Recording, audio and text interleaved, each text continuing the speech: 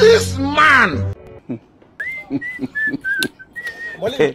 Yes. Shikamoo mwalimu. Marhaba. Mwalimu na shida kidogo. Shida gani? Kesho Nilikuwa naomba ruhusa nisije shule. Kwa nini?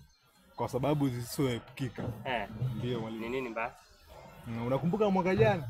Mwaka jana, tarehe kama ya kesho, mwezi kama wa leo. Nilikula chakula, tumbo ikaharibika. Kwa hiyo mimi naomba kesho nisije nikapea gharama kubwa sana shule. Salama. Usije ukapea gharama shule? Ndio. Ulifanyika nini last year?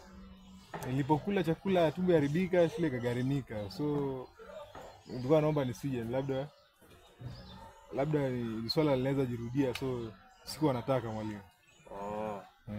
Na kesho nilikuwa nimesema mfanye nini kwa class?